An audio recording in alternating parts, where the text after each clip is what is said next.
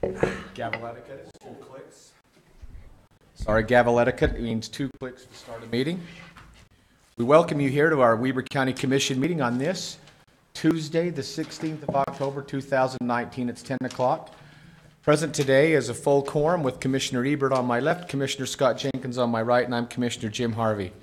Our invocation this morning will be given by Commissioner James Ebert.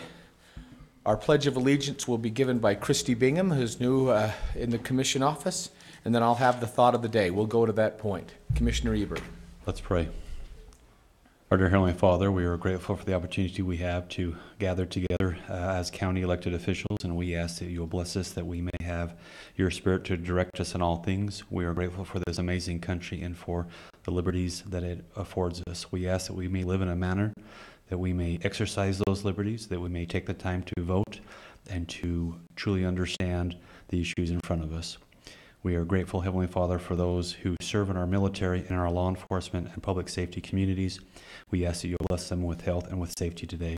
And we ask for these things in the name of Jesus Christ. Amen. Amen. Everyone pray. I pledge allegiance to the flag of the United States of America and to the republic for which it stands, one nation under God, indivisible, with liberty and justice for all.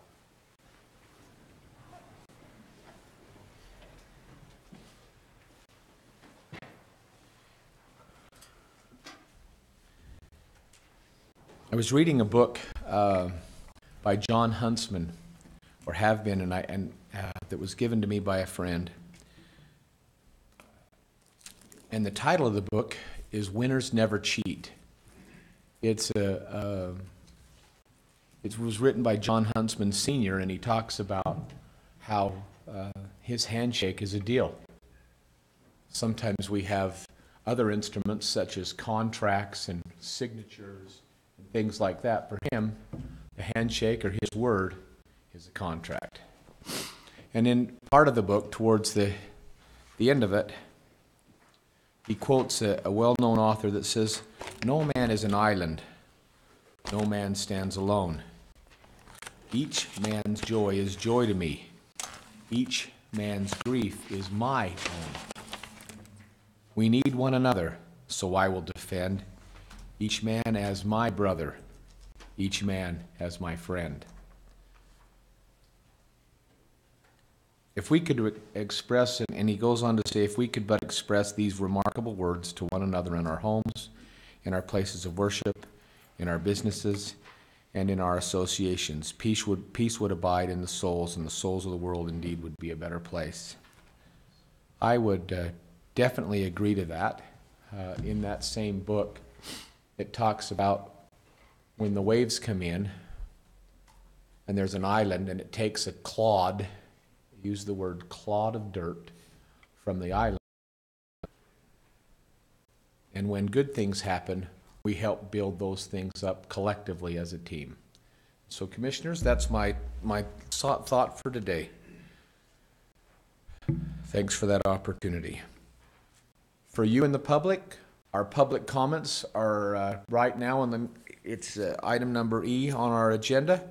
If you're going to address the commission, would you please come to the lectern, state your name and your address, and limit your comments to 3 minutes. Are there any in the audience that would like to address the commission?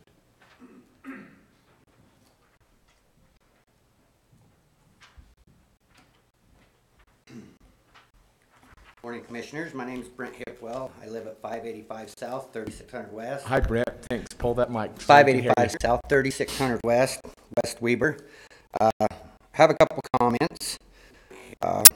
West Weber's been holding some meetings out there and getting discussion back and forth, and we're just urging the commission to find the funds to review the general plan and to follow the general plan as it was written. A lot of people took a lot of time and effort to write that back in 2003, and it was revealed to us that it was a document to which the commission was going to follow.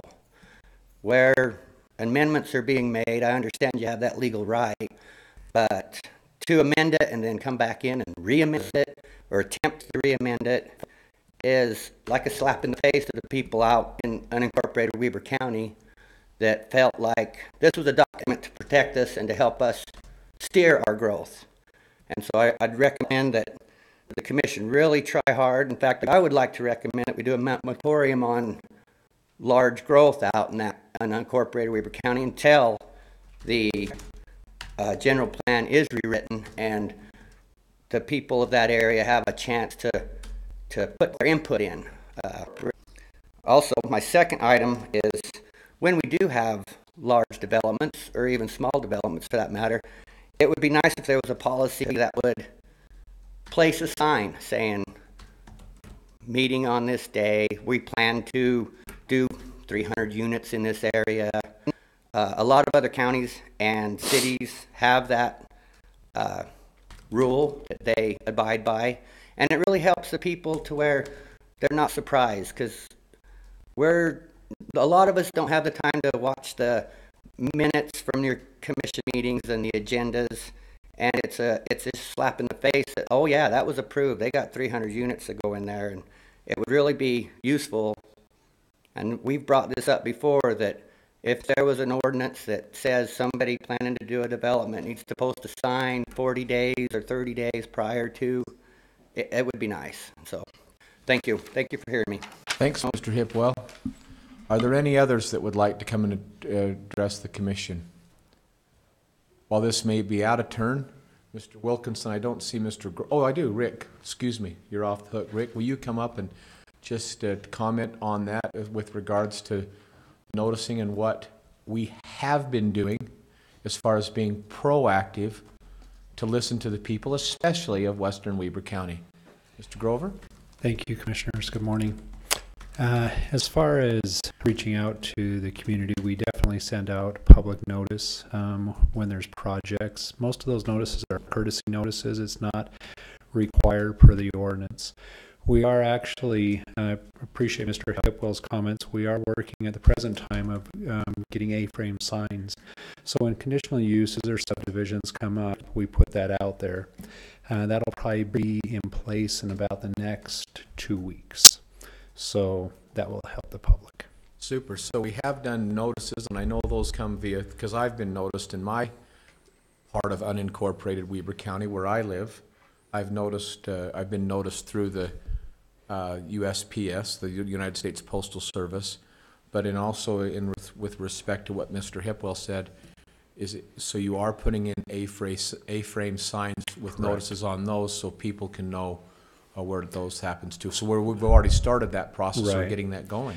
Right now we are working, because up in the Ogden Valley, the A-frame signs that we've been doing out west are more of the plastic type. But in the Ogden Valley, they have a temporary sign ordinance up there, and it talks about more wood A-frame signs. And so we're looking at different providers to get those, because we didn't want to put the plastic ones up in the valley where their ordinance calls for wood. Very good. Very good. Thank you. Commissioner Jenkins, do you have any comments or I questions? have a question. Rick, doesn't the law require us to notify people within so many feet?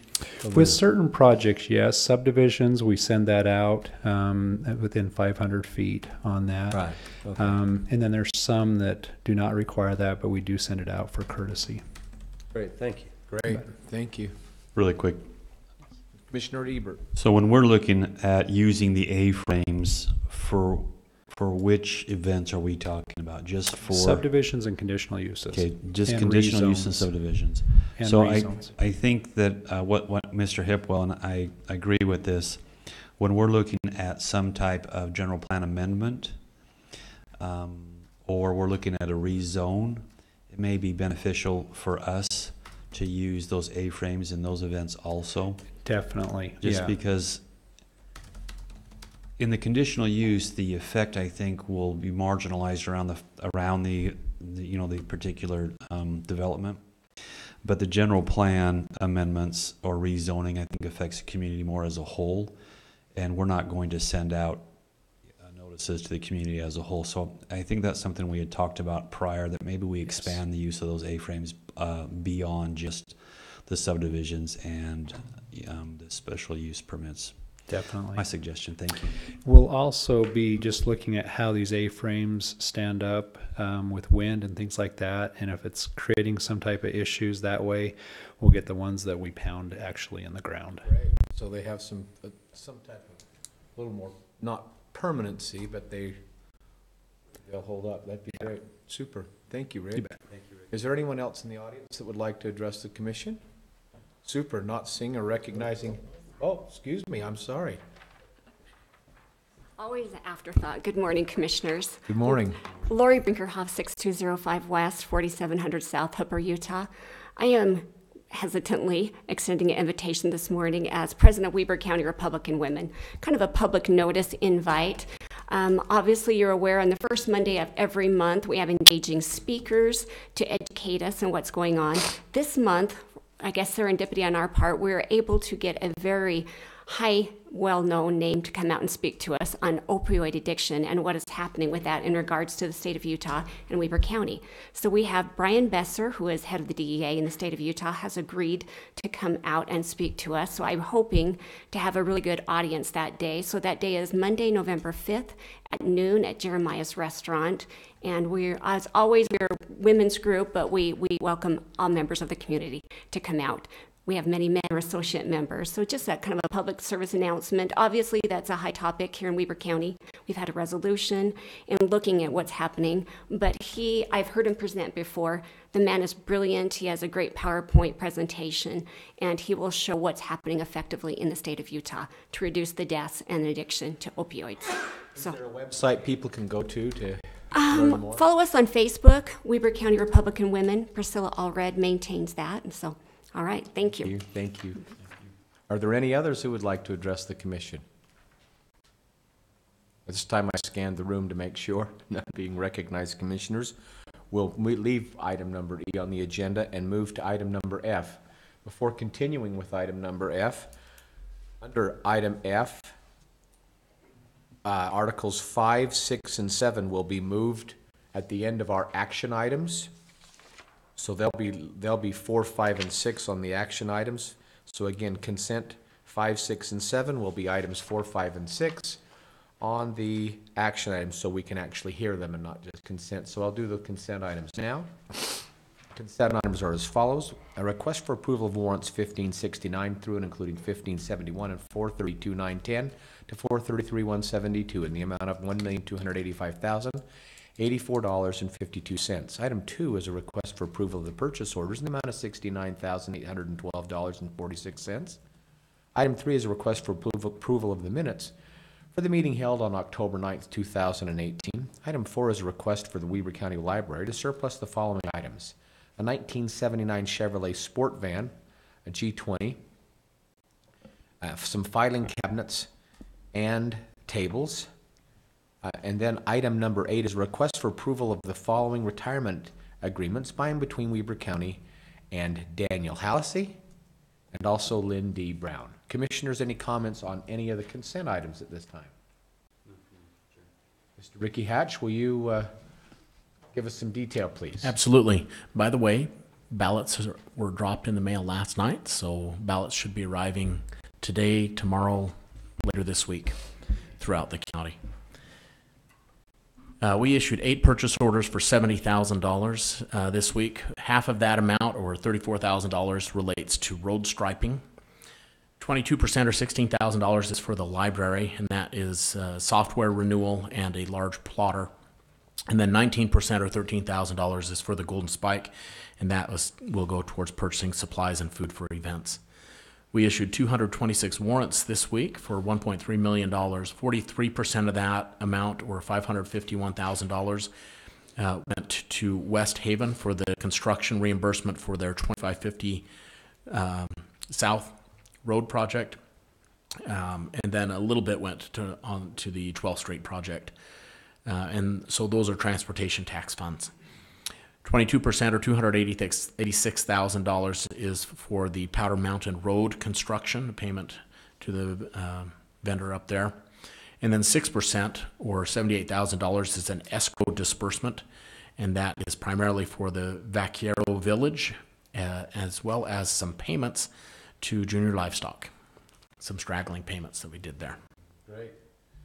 So just more, and since we'll recognize Tim Vandernack from the Ogden Standard Examiner here in the office today, so those junior livestock payments were part of the more than $600,000 that were part of putting in the pockets of Weber County youth.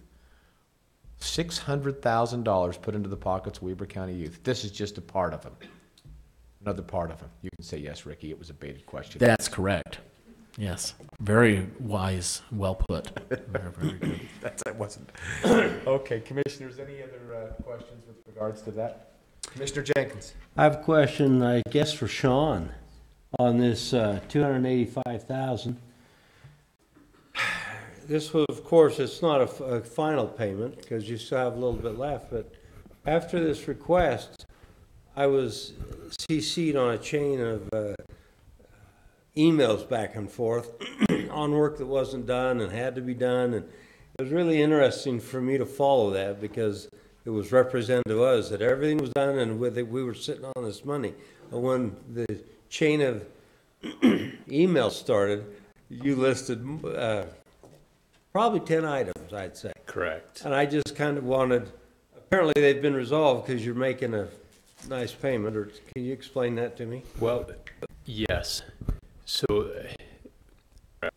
we are working with Summit Mountain Holding Group right now, and the county has fronted the cost for some of the overages that the bond that was passed several years ago did not cover for construction at Powder Mountain.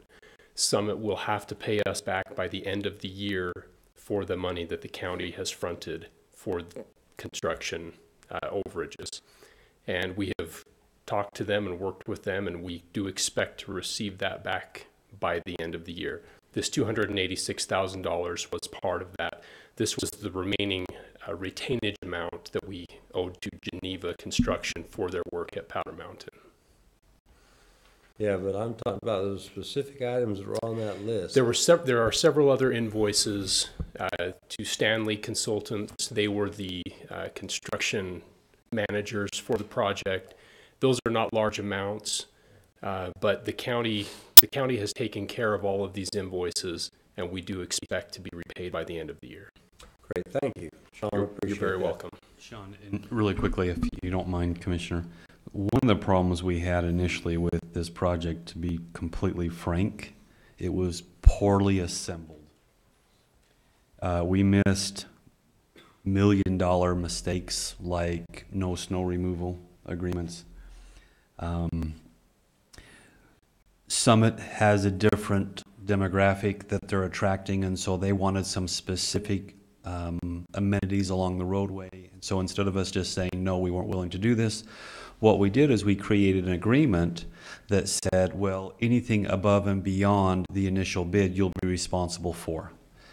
But then we had some changes in the project scope, such as asphalt being changed from 4 inches to 5 inches, and some other changes that Summit said should have been in the initial estimate and were not additional amenities. And that is where sometimes we have disagreements on who has to pay, and that's how we've got into a little bit of a pickle on occasion. Does that sound? On occasion, yes, that's correct. Right now, I believe we're in agreement on about everything. There's a question on $8,000 for a hillside that slid that we had to put some retainage on and rebuild. I think that's the only amount in question out of the nearly $400,000 that is out there. So I think we're in step. It just created a tremendous amount of work on staff trying to work through what we should be paying, what were additional amenities, and many of those date back probably 2 years ago. Yes. And we finally got it worked through, and then we had these last couple items. But my point is that, man, let's measure twice and cut once on this next project so that staff doesn't have all of this extra work to do. You are absolutely right. Thank you, Mr. Wilkinson. Thank you. Commissioners, I'll entertain a motion for consent items. One more question. Okay, to Ricky. You have one down here listed, one-time payment. Doesn't say to who or where or anything about it. 38, I'm sorry. I'll have to look at that. That most like that report is actually a pivot table that's drawn off of other, like 3 different sheets, and occasionally, and those are all downloaded out of the system. Right. And occasionally there's a new vendor or there is a vendor name or address change, and that comes through in the report as a One-time without payment. having the proper amount of information. But I'll take a look at that and respond to you after the meeting. Okay, well, I'm okay with including the payment because it's not that big, but I just want to know what it is. Yep. Thanks, Ricky. I'll refer back to my question of the two. I'll make a motion, we adopt the consent items as read and discussed. Have a motion and a second. Second. I was like the amazing Kreskin. We have a motion and a second. All in favor? Aye. Those items 1, 2, 3, 4, and 8 carry. Thank you very much. Mr. Mendoza. A request for approval, we're on our action items. Item G1, a request for approval of a contract by and between Weber County and FFKR Architects to prepare, design, and construction documents for the demolition of the Weber County parking structure. Architectural design of the Weber Center's east building elevation and design of a new surface parking lot. Scott, take it away. Thank you. That's a mouthful, Commissioners. Yes, sir. Good morning. I'd like to talk to you about a parking structure, if that's okay. Please. Or lack of one. Yes, well, possibly soon, but anyway, the contract that's before you, it's a $121,125 contract. Again, that's between Weber County and FFKR Architects. The reason that we're bringing this to you and asking you to consider it is because it was about 5 years ago that the county began studying the parking structure. In September of 2013 and November of 2015, structural evaluations were made, and they both found what they're calling typical and atypical damage and deterioration. Pretty normal for a structure that's as old as it is, built in what we found to be 1964.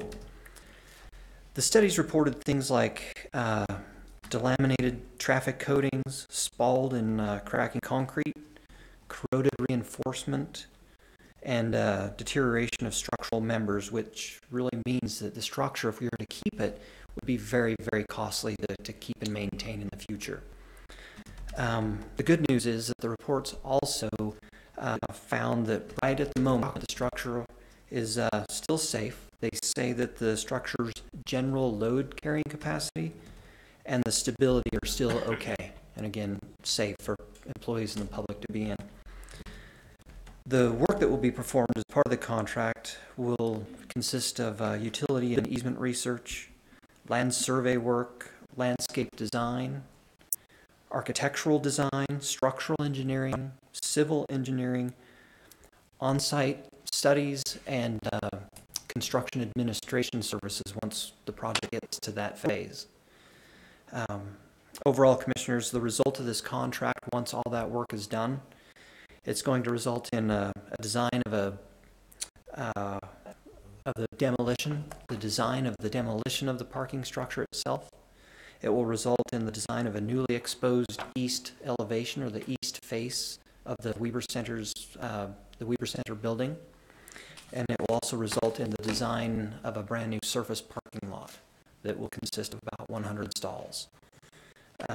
There are two things I want to mention before I forget. One is that Woodbury Corporation, the owner of 25% of the space in the Weber Center, will also be participating in this contract. They'll be paying approximately $30,000 towards this contract. The other thing I want to mention, page 5 of your contract, it's labeled Attachment E. It's a summary, really, of hourly rates that the architect is charging. What we found is that that document was accidentally put into the contract by the architect. It wasn't in there originally, but they did insert that. What we found is that it's not necessary, and what we'd like to recommend to you is that you if you're willing to accept and approve the contract, they put a condition or make it subject to removing page 5. And again, that's attachment E. And it's also marked as a cost proposal. We found that that would be very best to just go ahead and remove that. There's no need to have that. Commissioners, that's all I have. So if you have any questions about the consultant team, the process we've been through, or the contract itself, I'd be happy to try to answer them. Thank you very much, Mr. Mendoza. Commissioners, I'll entertain some questions for Mr. Mendoza or some thoughts at this time.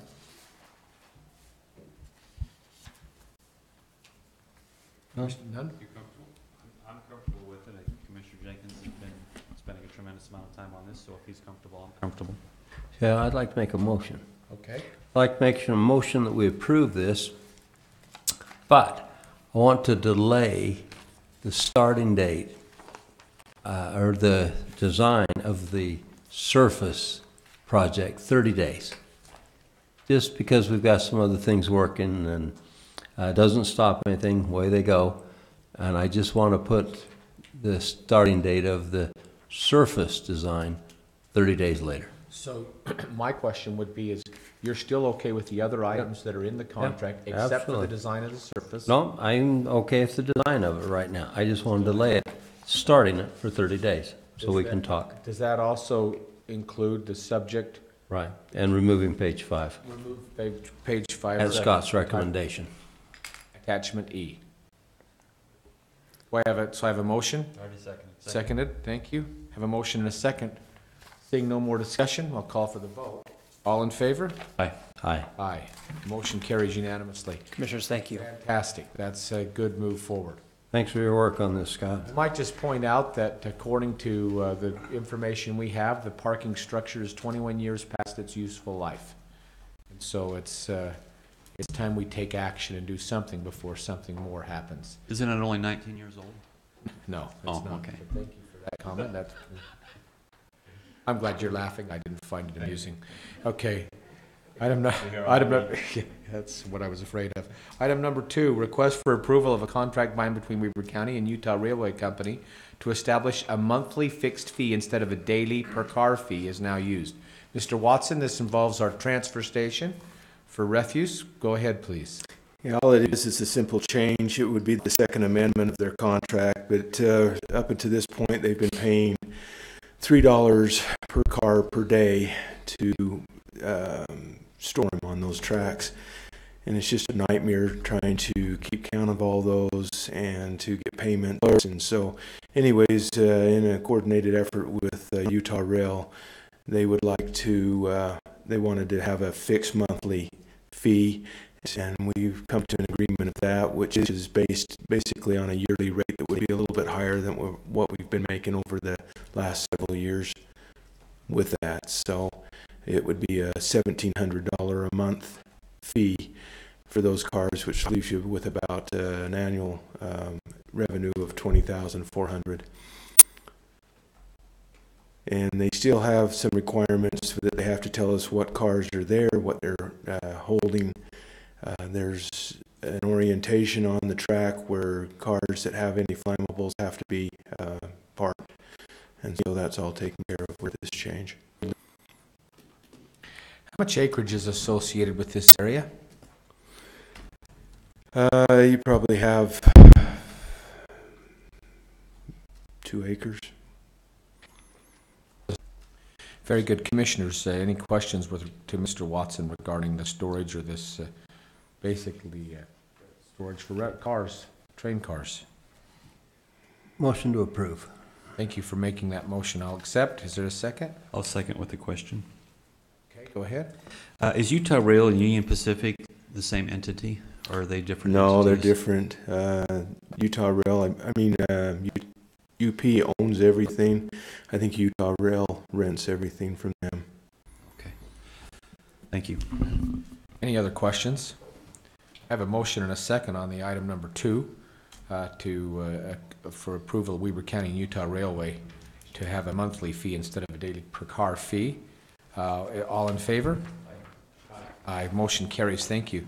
Thank you, Mr. Barron, for coming to the lectern. Item number 3 is a request for approval to amend the ordinance governing library policies and procedures. Good morning, Commissioners. Thank you. So this is just a request to amend one of our ordinances regarding the library board. This ordinance was originally passed back in 2003, and it established the library board and gave them responsibility and authority to pass policies for the library. Since that time, the library board's passed various policies, and one of those involves regulating free speech by placing time, place, and manner restrictions on free speech. This spring, the state legislature passed a new law, HB 36, which states that if a political subdivision is going to have a policy that regulates free speech, it needs to have an ordinance that guides the adoption of a policy regulating what it calls expressive activity on public grounds.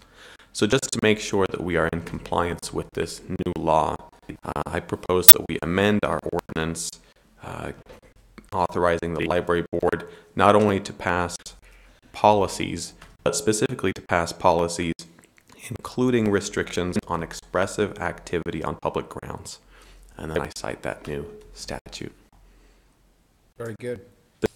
Any questions about what we're trying to do here? This basically lets people come and exercise free speech, but only in particular areas. Exactly. There are designated areas in the library where people can come and protest. They can gather signatures on petitions. But then there are other areas where they're not allowed to do that. Areas where people can quietly study without being bothered. Commissioners, as a member of this library board representing this commission, there was some discussion on this. This is just basically cleaning it up. And having worked in the public venue area for a quarter of a century, this is good policy. So I can speak for it. I would at this time ask for any questions. If you have any on this, then being heard, I'll entertain a motion. So moved. A motion and a second. All in favor? Commissioners, it is ordinance 18. It is ordinance. Thank you, Fatima. Ordinance 18. Roll call, please. Commissioner Ebert? Aye. Commissioner Jenkins? Aye. And Chair Harvey? Aye. Thank you. Thank you. Great. We'll now hear item number 5, formally of the consent item, which is a request for approval of a change order for a credit using different material. The next 3 items will be presented by our county engineer, Jared Anderson. Good morning, Commissioners. Chair, I appreciate you moving those from consent to action. So the first item we have is a change order. The change orders that are in the negative are always the nice ones to get. So they're giving us back, well, we're not paying for that amount because we changed on that asphalt from the virgin mix, which includes no recycled asphalt, to include some recycled asphalt. UDOT in all their asphalt mixes includes recycled asphalt. We initially set it out to bid as a virgin mix. So Parsons came back and said, we recommend this, and they both have similar densities and results, and so we got a deduction for that. Will they guarantee this other mix? Guarantee? Well, like any asphalt that goes down, it's supposed to be a 20-year. It is supposed to last 20 years. Now, a guarantee, I think they would come back within 2 or 3 years on a guarantee for sure. I think Parsons is a good and well-known company. If it's 10, 15 years, kind of hard to say what happens with the road. But yeah, it's supposed to hold up the same way as that virgin mix would. Yes. So you're representing that this substitution shouldn't affect the integrity of the surface? Correct. Thank you. Commissioners, any questions for Mr. Anderson? None being heard, I'll entertain a motion for this this change order, item number 7. 5, isn't it? It's 7. 7, 8, and 12. Can we do them all in one? They're all returns. Commissioner Jenkins, you have any problem with that? No. They're all reductions, correct? From what I saw. So Why don't you go on with number 6 then? Okay. This change order number 8 is called reconciliation. the next one is also another reconciliation for 3500 West, but this one is for 12th Street. The total amount you can see there, $48,304 to go through each item. And this is what we do in a closeout, this size of a project. We go through each item and say what has been an overrun, what has been an underrun, and reconcile everything, make sure it's all accounted for, field verified. And so this is the remaining amount to pay, and then this project will be closed out. Very good. Why don't you head off with item number 7, change order number 12, please. Okay. And this one, again, same process. They go through line item by line item. Of the projects, this 3500 West was the larger project. I believe it's close to 10.1 million. As they went through and itemized everything, there was actually a deduct of $13,000 to finalize that project. Very good. Now, Commissioners, any questions on the other 2 items or any of the items that were just presented by Mr. Anderson? None being heard, I'll entertain a motion for all 3 items. Mr. Chair, I'll make a motion. We approve change order 7, change order 8, and change order 12 on reconciliation for the 3500 West project and 12th Street project. I have a motion. Second. And a second on those 3 items. No more discussion, nothing being even, so I'll call for the vote. All in favor? Aye. Aye, aye. Thank you. Thank you. Thank you. Mr. Hatch, you have some information pertaining to that one-time cost expense. Yes, good question, Commissioner Jenkins. I pulled up the file. That actually relates to junior livestock payments. In the past, what we have done is written out checks to each individual youth, and to make things more efficient, what we've done is this year, instead of creating a youth as a vendor in the system, we just upload the file. And that process, in doing that process, instead of having the vendor name be the name of the youth, we actually have the vendor name as a one-time payment. The check details still go out to the right person, but within the system, that's how it's recorded. Commissioner Jenkins? Thank you. Appreciate it. I appreciate the efficiency, Ricky, having been associated with the hundreds and hundreds of entries that created. This just represents additional efficiencies for government, and that's really a good thing. Really, that's great. Good for you. Item number 8 here on our agenda is for commissioners' comments. Commissioners Jenkins, Ebert, do you have any comments for the audience? Please. I'd like to, this last week I had a chance to go out and spend some time at the transfer station. And that was wonderful and very enjoyable. Nothing like going out and rolling in garbage, But it really is. I kind of want to say something before John got out of here, but he left like that. It's interesting to go out there and watch the tonnage that goes through that place. It's absolutely amazing to watch what takes place there. And how fast we handle it and how efficient they handle it. I'm not sure you could handle that garbage much more efficient than we do. I mean, I'm sure if you really got into it, you could find some small efficiencies, but large efficiencies, literally, those trucks were lined up coming in. We had 4 inside dumping, and the minute they moved out, we had others pull right in, and they're putting that garbage and compacting it in the trucks as they go. I mean, literally, some of that garbage isn't on the ground maybe a half hour. I mean, it's that fast going through there. And efficient. It's amazing to watch. But just so you know, the reason I went out there was look at that tent, that building that we were trying to decide what to do with. And you know that thing's big, but until you pull out there and drive inside of it, it's like, wow, this isn't big. It's huge. And when I told him, I said, don't you dare throw that thing away until we get a chance to talk about it, because we have all kinds of interest in that from other departments. So we need to sit down and talk about this as time goes on. But boy, it's a wonderful tent or building, whatever you want to call it, temporary. It's amazing. Great. You know, I'm surprised it lasted as long as it did. And we'd get fires in there all the time. Yeah. Combustibles would light, and I think we've been lucky to get the fire services. I would just, again, express my appreciation to John Watson and the job that he does. It was nice to get him on board, and he was a great asset to the county. And we have a tremendous staff out at that facility, but also in the county as a whole. We've had a couple difficult weeks here as we lost a deputy, and then we had another death this last couple days, and some support staff at the sheriff's office. And I just wish to convey to that family. We lost Christine Jordan.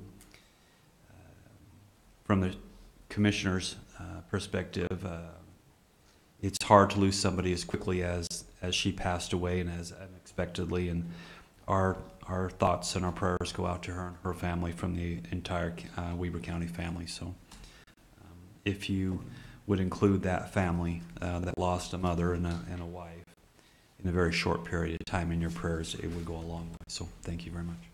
Thank you. Anything else? Great, I'll entertain a motion to adjourn. So moved. Second.